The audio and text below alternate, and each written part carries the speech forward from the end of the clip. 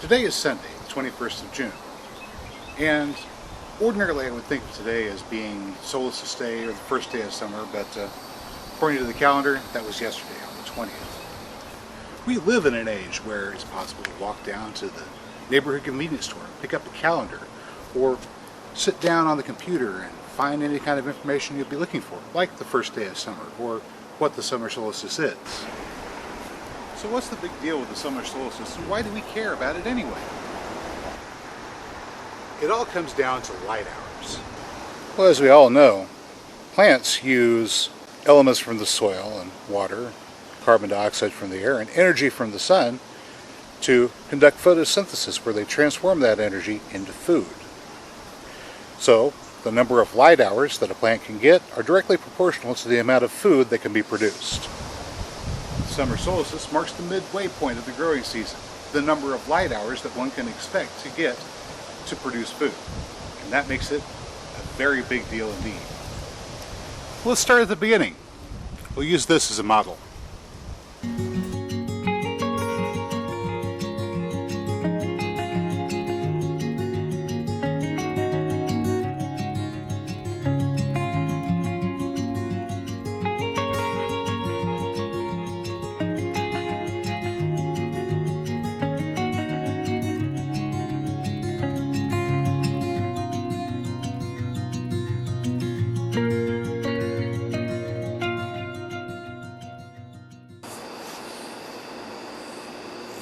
Hello there, good people. Hi, it's Jason with Green Country Agroforestry. I'm out here in the middle of the night in the backyard to examine the effect that the sun has on our planet, the seasons, climate, and all kinds of other wonderful things.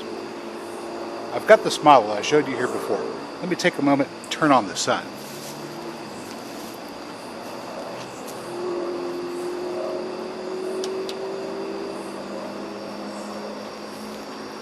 Ooh, that's bright. So we have our model here, and as you can see, it's light on one side and dark on the other. We've got the sun off over here to the side. It's actually a flashlight. That's neither here nor there. Now we already know that the sun is where our light comes from, and whenever the sun is shining on the side of the planet that we happen to be on, that's day. And then as the Earth spins eastwards, 900 miles an hour, our day becomes night.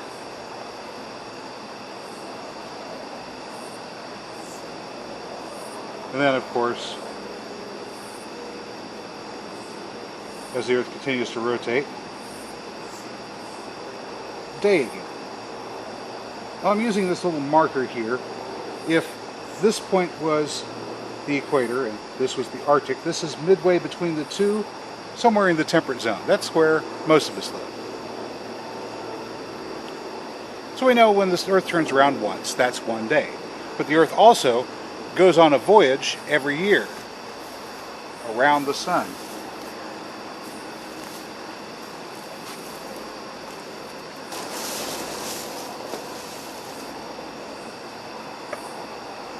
That trip around the sun we call a year. But of course, if the Earth just stayed with this orientation all the time, the seasons wouldn't change. What causes the change of the seasons is a tilt to the Earth. Here at this point, where our marker is facing closest to the sun, we have summer. But the Earth tilts. As the Earth tilts and rotates, the exposed area gets less and less light. Back and forth throughout the course of the year as it's making that journey around the sun. Now, the change in tilt back and forth doesn't take the same amount of time to go from one extreme to the other as it does for the Earth to make its entire trip around the sun. And that's the reason why our summer solstice date changes from one year to the next. It's not exactly the same. They're close, but not exactly the same. Now, we're fortunate that we live in a day and age whenever you can walk down to the corner convenience store and pick up a calendar. But what if for some reason you couldn't? What if for some reason, I don't know, maybe the sun threw off an electromagnetic pulse a coronal mass ejection that caused the electronics here on planet Earth to stop functioning. It may sound far-fetched, but it happened in 1858. The event was so bad it caused the telegraph lines to catch on fire. If something like that happened today, we'd be without light for quite a while. There's got to be some way that we can recreate a calendar. And it has to do with light and shadow. Let me show you what I mean. Here we are again on planet Earth, and it's the 21st of June. Fairly close to the summer solstice, the longest day. I placed a stick, actually this piece of rebar, in the ground here, more or less straight up and down. And as you'll notice, the sun, well, our substitute for the sun, strikes it and casts a shadow on the ground. Right here behind me. Now, as we mentioned before, the Earth tilts somewhere between 21.4 to 24.4 degrees over the course of that year. So as the Earth continues to tilt towards the north, the sun appears to be moving southwards. And as that happens, the shadow also appears to move. Here we are at the fall equinox, where the days are of equal length. Here we are at the winter solstice, where there are more hours of night than there are of day. Back again to the spring equinox. Once again, the days are of equal length.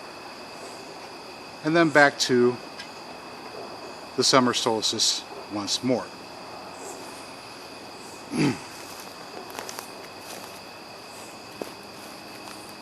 All over the world there are ruins of ancient civilizations that have one fairly common thing behind them. An alignment to the sun, either on the equinoxes or the solstices, or both, and typically large megalithic stone structures.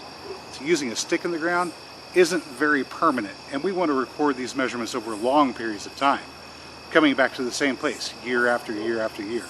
For how long? A long time. And stone makes a much better building material than sticks or chunks of iron for long periods of time. So if you had to do this, chances are you'd want to get a very large stone. Set it up, capture your shadow. But one shadow alone isn't enough. You need something to differentiate from one day to the next. So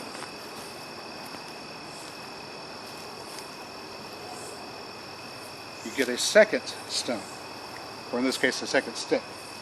I'm just going to put these two here so that on the solstice day their shadows overlap.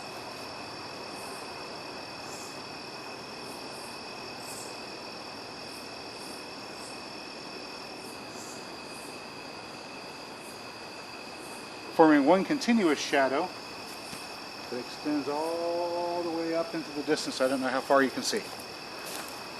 Let's go handheld for a moment.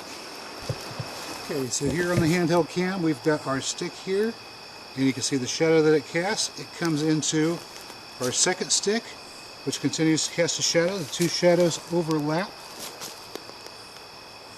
Two overlapping shadows continue onwards. Now watch what happens when we move the sun. Or actually, as we tilt the Earth. Here we go. We have our two sticks and our two shadows. And as we move the Earth, the shadows diverge from each other.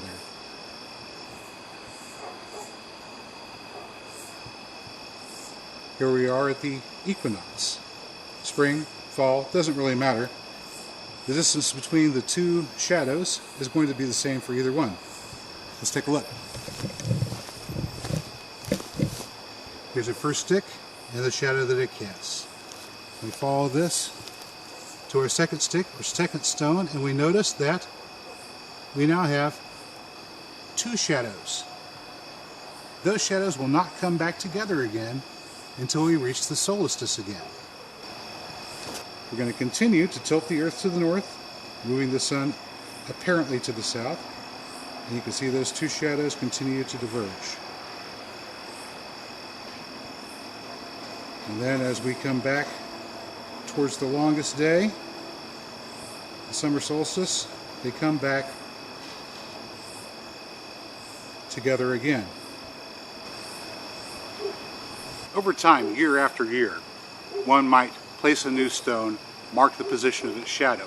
If that was the day that you were planning on planting your corn or your beans, or pick whatever crop you want, your winter squash, you would compare where the shadow fell, mark a second stone, a second location to line those two up, and you would know from one year to the next when that day had arrived again, according to the sun and the tilt of the earth. That way, you can ensure that your crops get the right number of light hours in the right season. Well, good people, that's all I've got for you today. As always, if you found the content informative or entertaining, please hit the like button. Don't forget to leave your comments down below. Subscribe to the channel, share this video, bang the notification bell, and good people, I will catch you next time.